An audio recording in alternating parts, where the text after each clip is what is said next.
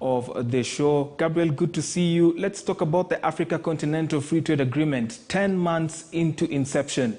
How is the assessment? How do you assess the performance of countries in taking up these opportunities? Well, thank you very much for having me join you this day.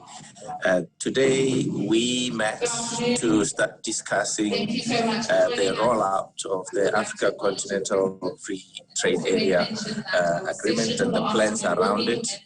We hosted the Secretary General, His Excellency Mene Wamkele, who put before us the implementation results that so far they've managed to attain, and as a member state, we are very much interested in bringing this conversation, particularly as we are private sector led, within the space of private business, so that private business can get involved. As you know, that some of the big things that need to happen within the continent is to bring down barriers and those things that stop trade from happening seamlessly between member states. It shouldn't be such that for products to come from Kenya to Botswana, they should go to Europe first before they can get here. And for me to send you money,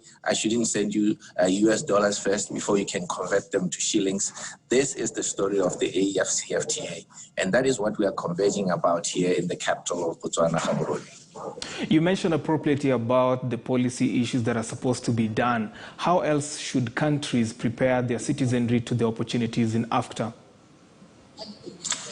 Education is always very important, but also a great deal of education is interest. You know, if we are not interested, particularly for small, micro and medium enterprises, it will be very difficult for us to have that upward mobility that we are going for and gunning for. Yes, within the policy framework, there is a lot of movement. However, we need to start seeing that trickle down, going down to the streets and getting down to small businesses and their micro businesses. But with technology, we will begin to see some form of upward mobility, because as you are aware, there is a heightened speed towards digitalization on the continent. Yes, the infrastructure is still wanting in many ways. Even this connection, you were just complaining about it a bit earlier, that it's not as fast as it should be.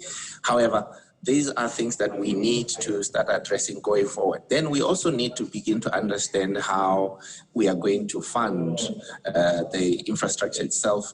We are so behind. And as you may be aware, at this point, we have been devastated as a continent by the COVID pandemic. And it will be very difficult for us to recover the amount of taxes, the tax revenue that our governments have lost in the time. However, with us coming together and working together, not only as member states, but also as a continent, as a people, removing borders, not just for trade, but also even for populations within the continent, will begin, perhaps, in many ways, bring us close to where China is today, where China has managed to lift, they say, 98.9 million, 900 million, yes, 980 million people from poverty. And last year, 770 million from extreme poverty. So you can see it is possible for us to do something about this. And that's the main conversation we're driving from the capital.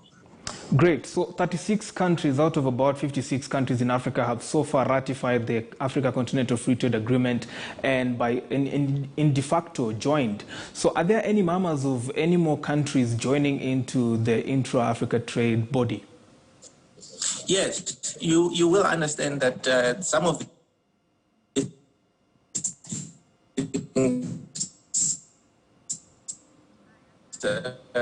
they take time because the update we have is at the tail end of looking at that policy instrument. I cannot represent the Ministry of Trade, nor can I represent the negotiators, but I can tell you now, from what they have said, we are right at the tail end of seeing to it that we get to ratify. Yes, we have signed. Yes, we have agreed.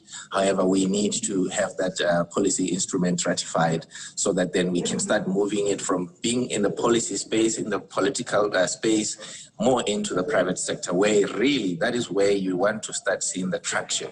And that is why we have decided to convene a conference like this, led by private sector participants, led by development partners, led by government leaders, and also by the diplomatic corps.